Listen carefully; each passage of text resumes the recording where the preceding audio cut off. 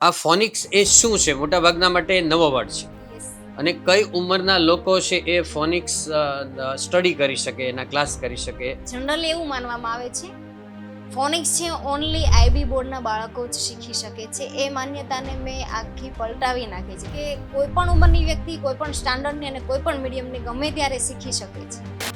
Okay madam, મેં એવું English એક આર્ટિકલની અંદર એવું વાંચ્યું છે કે સાઉન્ડ પેટર્નથી 30% ઇંગ્લિશ આપણે યાદ રહી જાય છે. સો ડુ યુ બિલીવ કે સાઉન્ડ પેટર્ન અને બોડી લેંગ્વેજ છે એ ઇંગ્લિશ લેંગ્વેજ લર્નિંગની અંદર સારી એવી ઇફેક્ટ પાડે છે એવું તમને લાગે છે? 80% ઇંગ્લિશ રીડિંગ છે એ ફોનિક્સ મેથડથી થાય છે, જે Absolutely. ગુજરાતમાં 0% અવેરનેસ છે. બિલકુલ.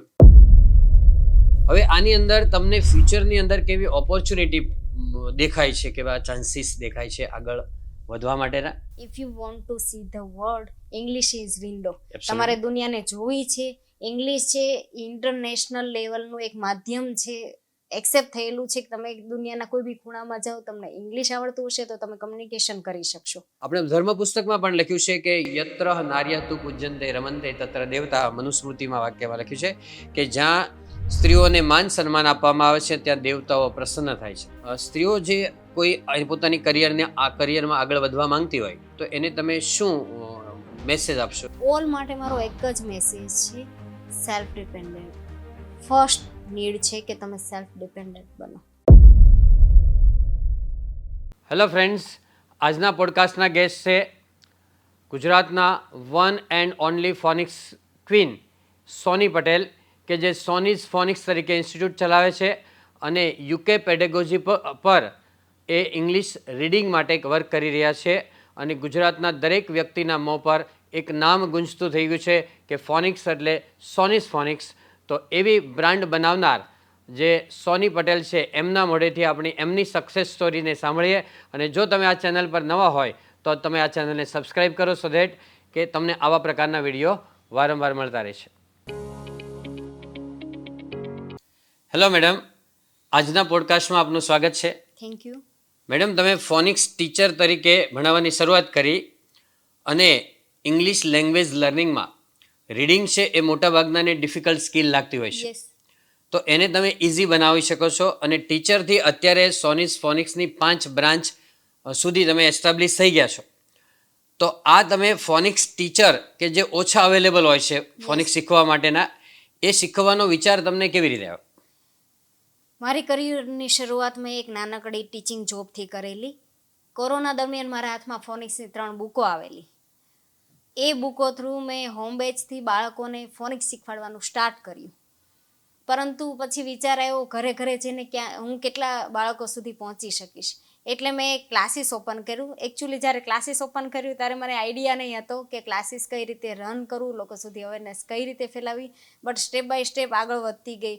એક ટફ સિચ્યુએશન બી આવી કે તું શું કામ આવી રીતે ભાડા ભરીને ખર્ચા ઉઠાવે છે, બંધ કરી દે. બટ મને મારી સ્કિલ ઉપર વિશ્વાસ હતો, હું લોકો સુધી પહોંચાડી શકીશ. અને છેલ્લા 4 મહિનામાં 5 અધર બ્રાન્ચ ઓપન કરીને મેં મારા જેવા ઘણા લેડીઝોને પગભર બનાવ્યા છે. ઓકે, તો હવે આની અંદર આ તમારી જે પ્રોગ્રેસ છે એમાં ફેમિલીનો સપોર્ટ તમને કેવોક મળ્યો છે? એકચ્યુઅલી ફેમિલી જ તમારું બેકબોન હોય છે. જ્યારે તમારું ફેમિલી તમારું ઘર અને બાળકો સંભાળતું હોય ત્યારે તમે 100% તમારા બિઝનેસને આપી શકતા હોય છે. ઓકે, હવે આ જે તમારી જર્ની છે એ ખૂબ જ સક્સેસફુલ રહી છે. યસ. એમાં તમને ક્યારેય એવો સેટબેક આવ્યો છે કે આપણે કોઈક વાર એવું થાય કે આપણે હવે આ પ્રયત્ન છોડી દેવો જોઈએ, યસ. આ ફિલ્ડ છોડી દેવું જોઈએ, આવી કોઈ ડિફિકલ્ટીઝ તમારા કરિયરમાં આવી છે? ડિફિકલ્ટી લોટ્સ ઓફ આવી છે. મને અવેરનેસ માટે ઘણી ટફ સિચ્યુએશનો આવી છે લોકો સુધી મારી સ્કિલ પહોંચાડવા માટે. પરંતુ મને ક્યારેય એવો વિચાર નથી આવ્યો કે આ વસ્તુ હું બંધ કરી દઉં. બટ હંમેશા એમાં અડીખમ ઊભી રહી છું અને એક વિશ્વાસ સાથે કે હું લોકો સુધી આ વસ્તુ પહોંચાડીશ અને ઘણી બધી લેડીઝોને પ્લેટફોર્મ પૂરું પાડીશ. ઓકે મેડમ, આ ફોનિક્સ એ શું છે? મોટાભાગના માટે નવો વર્ડ છે યસ. અને કઈ ઉંમરના લોકો છે એ ફોનિક્સ સ્ટડી કરી શકે, એના ક્લાસ કરી શકે, એના માટે એનો અભ્યાસ શરૂ કરી શકે?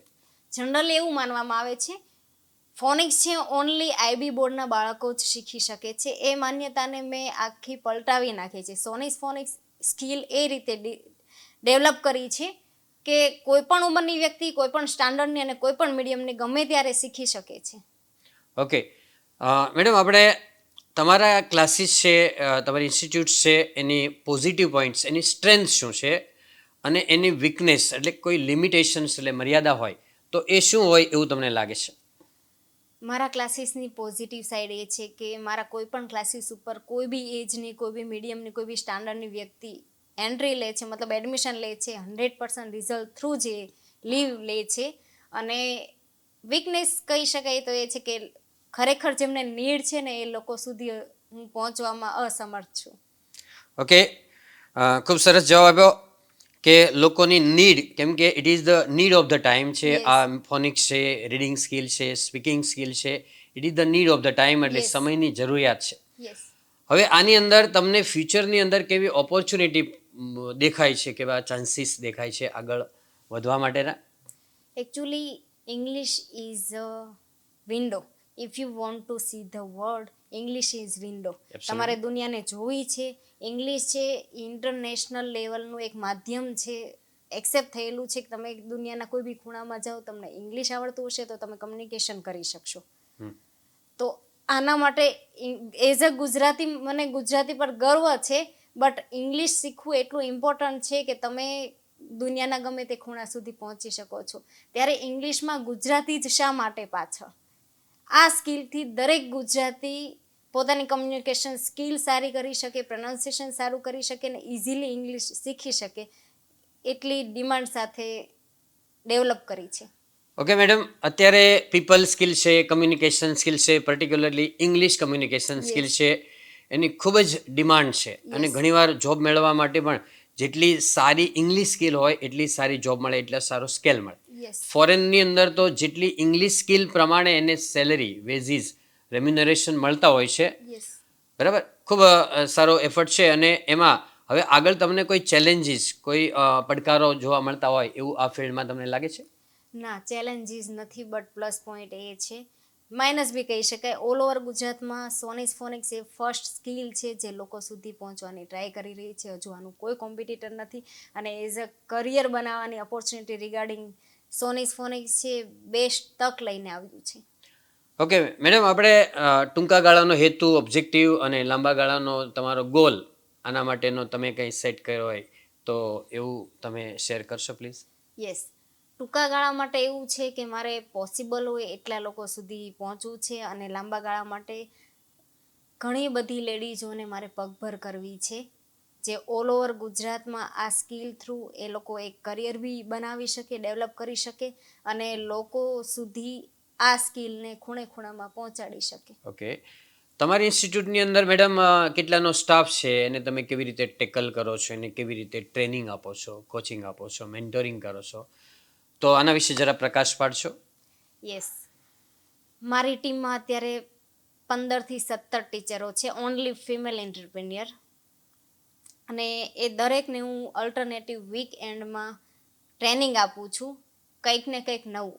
એ લોકોને જ પોતાનું પ્લેટફોર્મ પર as a entrepreneur, practical, mentally creator બનાવ્યા છે. દરેક વ્યક્તિ ક્રિએટર હોય છે અને હું એ દરેકને એઝ અ ક્રિએટર રિપ્રેઝેન્ટ કરું છું. ઓકે, તમારા ટીચરનો તમારા પ્રત્યેનો કેવો એક્સપિરિયન્સ રહ્યો છે તમને, એના પ્રત્યેનો, એમને તમારા પ્રત્યેનો કેવું કામ એટમોસ્ફિયર? મને બહુ પ્રાઉડ ફીલ થાય છે કીતા કે મારા ટીમના દરેક મેમ્બરને આજે હું એઝ અ બેકબોન સપોર્ટ કરું છું. જે એ લોકોના વર્ડ છે કે અમે જે કંઈ પણ છીએ એ તમારા કારણે છીએ અને એ મારા માટે એક ગુડવિલ છે અને હું પ્રાઉડ ફીલ કરું છું કે હું એમની બેકબોન બની શકું છું. ઓકે મેડમ, ઘણા લોકો એવું માનતા હોય છે કે આ ફોનિક સ્કિલ છે એ બાળકો માટે છે, બિગિનર્સ માટે છે, યસ. જે લર્નિંગ, ઇંગ્લિશ લર્નિંગની જે બિગિનિંગ હોય, શરૂઆત હોય એના માટે છે. તો એના માટે તમારું શું મંતવ્ય છે?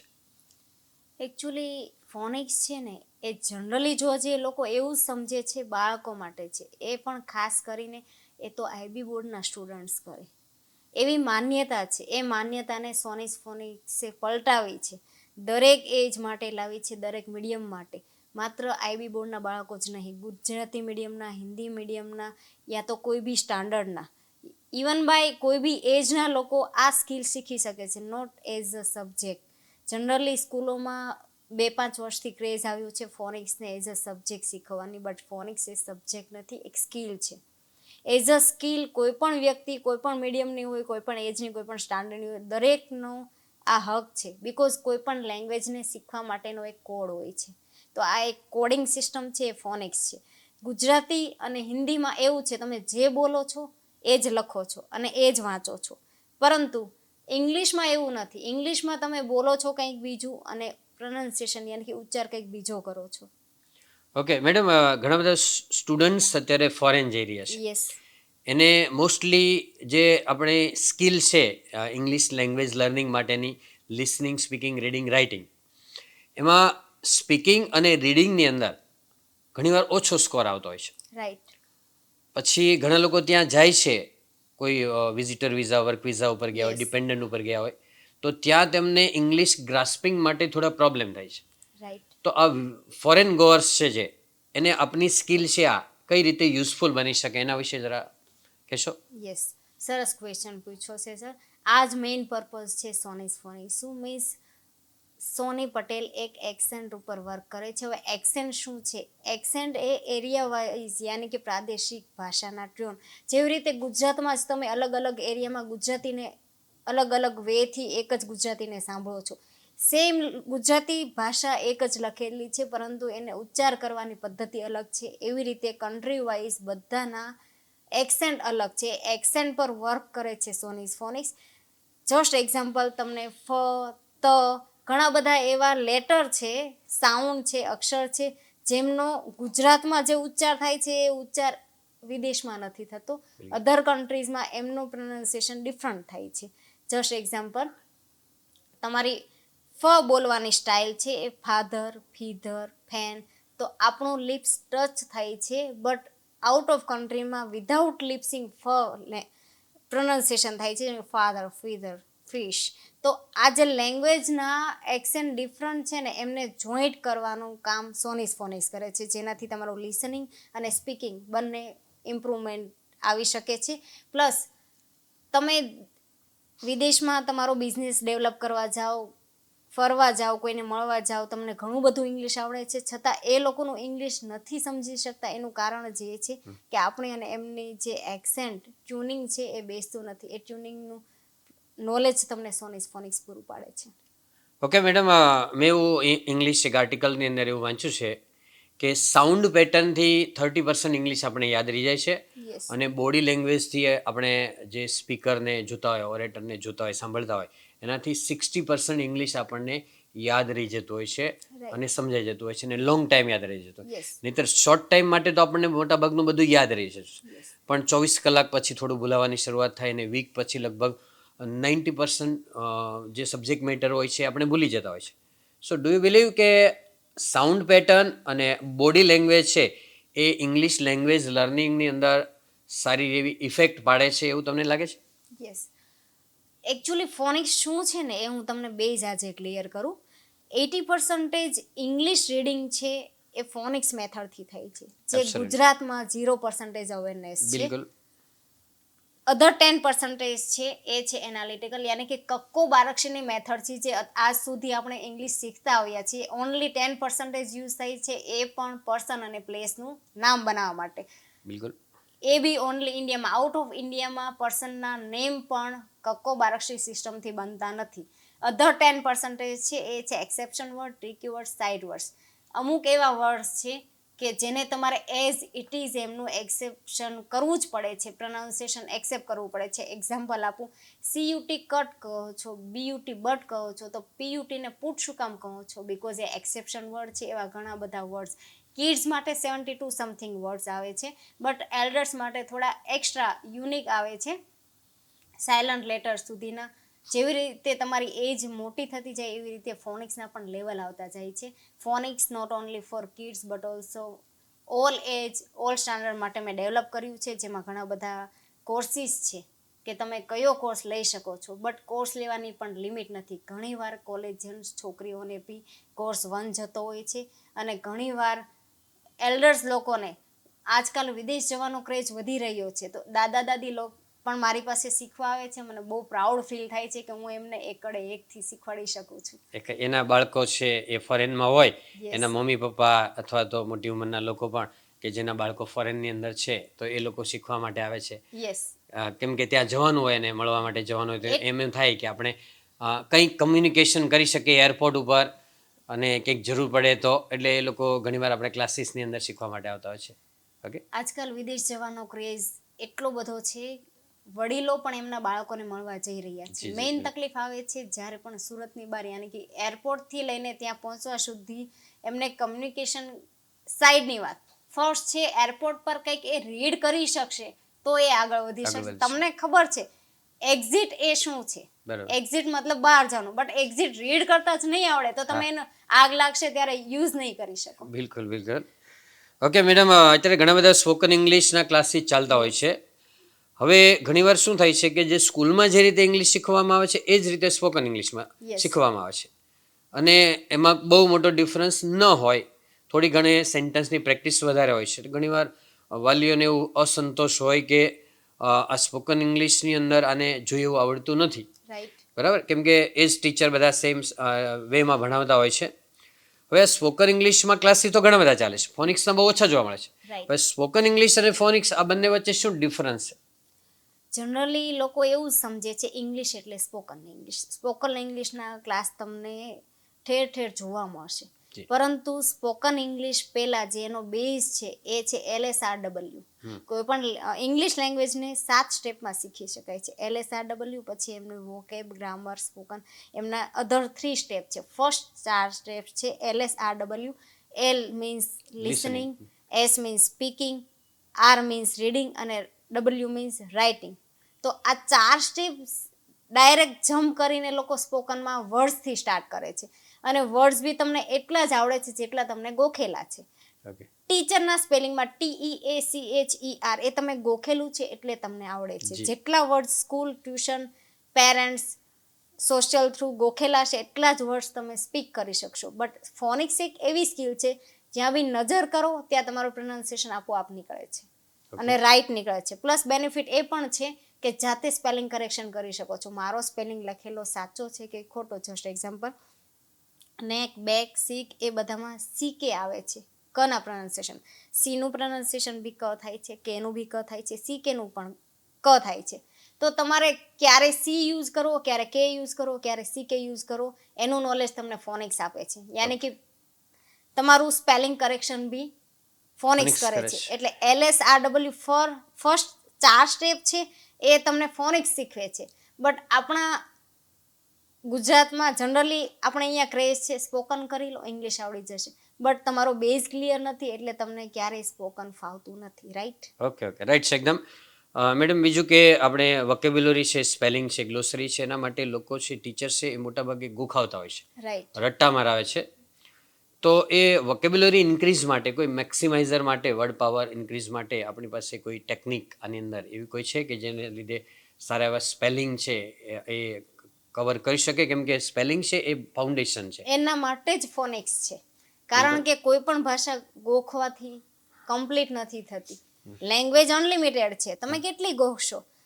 ઇંગ્લિશ લેંગ્વેજમાં પાવરફુલ બનવા માટે તમારી પાસે વોકેબ હોવી જરૂરી છે. બિલકુલ. રોજના તમે 100 સ્પેલિંગ ગોખશો તો બી ઇંગ્લિશ ડિક્શનરીમાં 6 લાખ પ્લસ વર્ડ્સ છે. જી. એ વર્ડ્સને ગોખવાથી તમારી પાસે એ માસ્ટરી નહીં આવે. એના બદલે તમે ટેકનિક શીખો બનાવવાની. ફોનિક્સથી તમે સ્પેલિંગ બનાવી શકશો, પ્લસ પ્રોનાઉન્સિએશન પરફેક્ટ કરી શકશો, ઓકે. અને પ્લસ સ્પેલિંગ કરેક્શન બી કરી શકશો. બિલકુલ એટલે આ બેઝ છે ઇંગ્લિશ ભાષા માટે. રાઈટ છે મેડમ.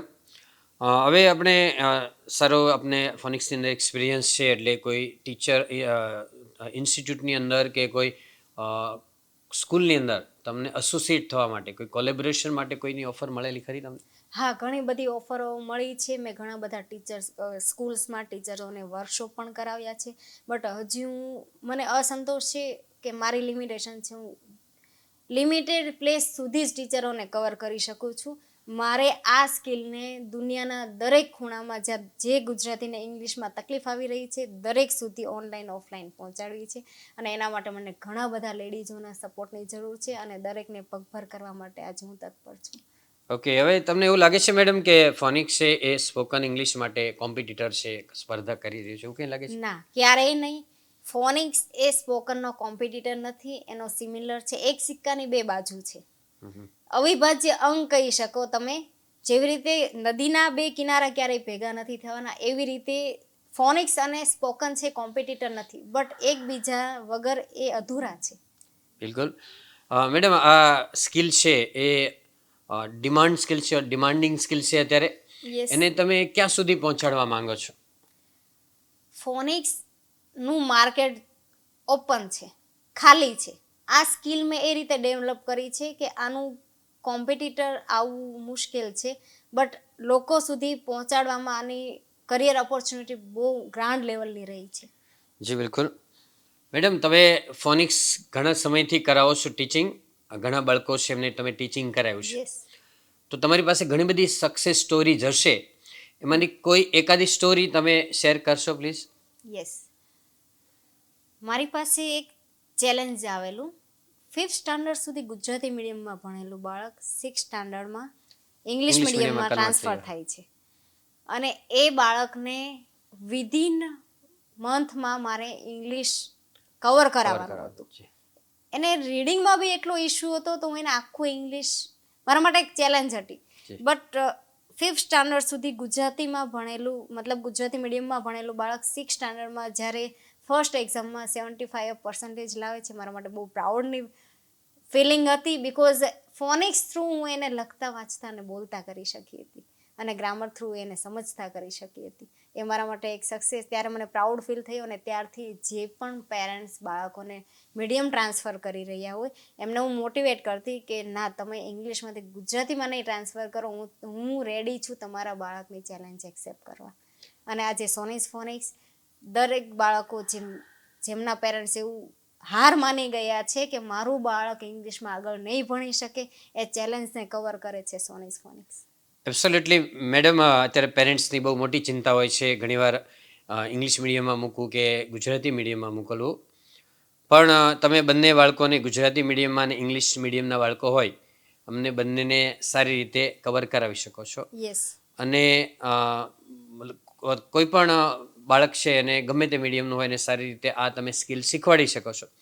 હવે આપણે અત્યારે સ્ત્રી સશક્તિકરણ છે, વિમેન Yes. એમ્પાવરમેન્ટ છે, એની ઘણી બધી વાતો થઈ રહી છે.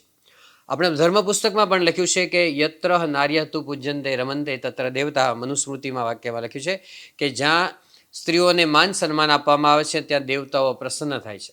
રાઈટ. એટલે કે ત્યાં સફળતા મળે છે. આપણે એવું કહેવાય છે કે દરેક પુરુષની પાછળ એક સ્ત્રીનો હાથ હોય છે. યસ. તો તમે એક વિમેન એન્ટરપ્રેનર તરીકે સ્ત્રીઓ જે કોઈ પોતાની કરિયરમાં આગળ વધવા માંગતી હોય, તો એને તમે શું મેસેજ આપશો, શું કહેશો તમે? As a girl, mother, woman, female, all માટે મારો એક જ મેસેજ છે, સેલ્ફ ડિપેન્ડન્ટ. ફર્સ્ટ નીડ છે કે તમે સેલ્ફ ડિપેન્ડન્ટ બનો. અને સ્વાવલંબી. સેલ્ફ ડિપેન્ડન્ટ બનવા માટે સોનીસ ફોનિક્સ ઓલવેઝ તમને સેલ્ફ ડિપેન્ડન્ટ બનાવવા માટે રેડી છે.